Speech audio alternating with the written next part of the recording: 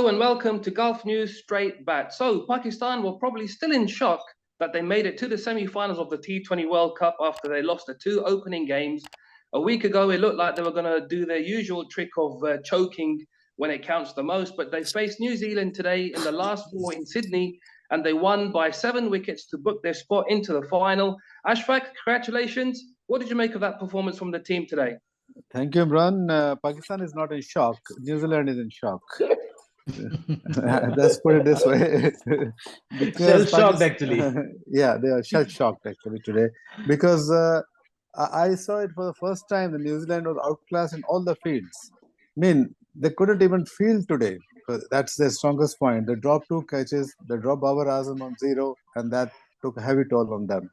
And then Babar got the luck, and he was on the floor. He was not, couldn't be stopped. As I said before in the earlier comments also, Babar and Shaheen are the key to Pakistan cricket. If Babar stays, it means you're in the match. And if Shaheen Afridi performs, you're in the match. So luckily, both of them performed today. And that went in Pakistan's favor. The score was not bad, 152, but brilliant bowling by both pacers and spinners also. They restricted them to 152, and hats off to the opening partnership also, and the new sensation Haris. Just to close it in brief, Haris was wonderful today again. Yeah, there was lots of good performances there. Shyam, do you think Pakistan have hit form when it really matters? I believe so. I mean, look like today, if you look at today's performance, they hardly put a foot wrong. And their bowling has been doing well. Now their batting was the worry, and now batting is clicked into place. Batting, more importantly, the openers. So they have it in them to go all the way. Actually, in fact, they have become the most. They're the most formidable side in the fray. And Satish, New Zealand finished top of their group. They've had a really good Super 12, a really good World Cup altogether. They got to the semi-final today, but where did it go wrong for them, for Kane Williamson's side today? I think the Kane Williamson's 3 main batters, all 3 power hitters. Basically, you have the opener, both the openers and Phillips, all failed today, and they all went in succession, and that was before the 10th over. So that left with Kane Williamson and Daryl Mitchell to rebuild the innings, and I should say the one of the reasons for them to struggle was a very brave and astute captaincy from Babar Azam. He kept the fielders almost 15 yards inside the boundary line and threw the gauntlet to the New Zealand batters to go after the bowling, which they didn't take. And the end result is they were not able to convert the ones into twos. And that way they restricted the New Zealand score to 152, which was about 20 runs short, with, of course, a good fielding also. So that was the key. Yeah, speaking of the fieldings, Ashfaq, the boundaries just weren't coming for New Zealand today, and credit goes to Pakistan's bowling and fielding today, doesn't it? Yeah, it's very unlike Pakistan fielding. They were diving around and they caught catches as well, and they were like, it's a full coordination. I mean, as Satish said, they were inside the circle as well, but they were not letting the ball travel to boundary. It's amazing fielding, and they didn't drop catches, direct hit, run outs. Though Nawaz missed a run out, the big one, Williamson, but it didn't make big difference. But I would say they were out there to win this match. They had this mind, they have to win, and the body language and everything was right on spot. And I think they wanted to win, and they won. Yeah, and Shyam, Ashfaq's mentioned Williamson just there. He had a very important, very good knock. He was looking very good. He was on his way to his half century. He got out for 46 when Afridi struck. How important was that to break that partnership that he had formed? Williamson normally anchors the New Zealand innings, which is what he did today as well. Because rarely have I seen him take the attack to the opposition, which are the last World Cup final was an exception actually. But otherwise, this is the kind of innings he plays. But what that requires is the batsman at the other end to fire. So they have to go hammer on tongs. But like Satish said, all their pinch hitters or the big hitters perished pretty early. So finally, it was the onus came on him also to go for the runs. So they have to fire from both ends. So with the dismissal which came out, a scoop, which is a very un-Williamson-like stroke. I thought that was a sorry end to a fighting innings. Yeah, and Satish, I mean, there was a couple of decent knocks there, but Mitchell did really well. He got a quick fire 50. How impressed was that batting from him today?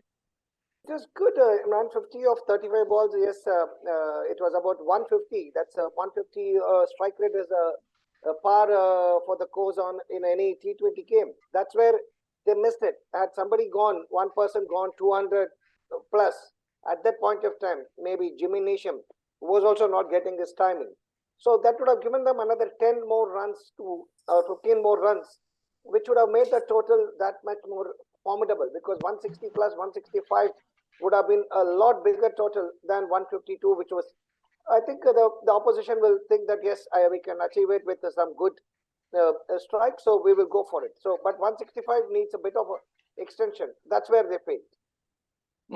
So they were they were chasing 153 to win, and I mean the openers haven't had the best of tournaments. Babar Azam in the last game looked like he was he got 25, but it didn't look like he was playing too well. Today he looked like the old Babar Azam that we all know, and also Rizwan. They both got half centuries. How impressed was that that partnership from the openers? That was stunning, because it seems like old pair of Babar Azam and Rizwan reappeared today, and they performed very well. They rose to the occasion, and it was most required. Both were in good flow, and look at Babar Azam's shots. If you see, amazing shots by him. He was in like superb touch, and Rizwan also hit big. And I think they had a strategy to score big in the first 6 hours, and they managed to do so. 54 runs in 6 overs was a superb score, and they had just little over 100 to score in the next 15 overs, 14 overs. So they set the ground very well, and that was the key for Pakistan's win. Because if you see at the end, it was the New Zealand was choking the batsman, but because the runs were less, so Harris managed to hit and ease the pressure. As Satish said, if there's like 15, 20 more runs on New Zealand score, it would have been a very, very tough match. But hats off to Babar Azam and Rizwan today for winning this match. But Shyam, I mean, Babar Azam did really well, but he was dropped on 0 today. He made the most of that second chance. And I mean, it was the openers that laid down the foundation for the win today, wasn't it? Absolutely. Absolutely. And Babar Azam, I think his struggles mirrored Kohli's struggles, but although Kohli had an extended barren run. But I was looking at some of the clips on social media and on the Pakistan board side, where they have posted of him playing in the nets, and he was striking the ball very well. So it was a surprise that he's not getting runs, and he's not playing fluently. So it just looked one hit away from returning to form. And when you are out of form, you need a slice of luck, and that one Conway provided, and Babar didn't look back after that. Yeah, true. Yeah, that's very true. Okay, so congratulations to Pakistan. They've made it to the final, and they're going to be joined by either England or India, who play tomorrow. Satish, how do you see that second semi-final going tomorrow? I would say it is between the England bowlers versus Indian batsmen, because again, England is probably having the best bowling attack. The pacers coming in, it's got a very varied attack. So if India could play to the potential as a batting unit and put up a good score if they bat first or while chasing also.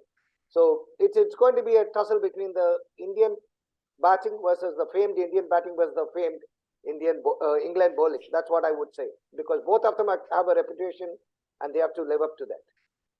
But Shyam, there's been some worrying news from the England camp. They're going to be without David Malan, who's got a groin injury, and possibly Mark Wood. They're going to be without the fast bowler. So if those two aren't playing, India will be very pleased, won't they? Very true, but I wouldn't worry too much about Malan, because Malan actually is mostly anchors the innings, and England has such a good batting depth, so losing a player there wouldn't hurt really. But what would hurt them is Mark Woods, because he's been bowling so quick. He's been clocking over 150. Not just that, he's been getting crucial wickets, so they will miss him badly, actually. Okay, we'll see what happens tomorrow. In the meantime, head to golfnews.com for all the latest news and reviews. Of course, check out our social media channels as well. That's all from the guys, and we'll see you again next time. Thank you.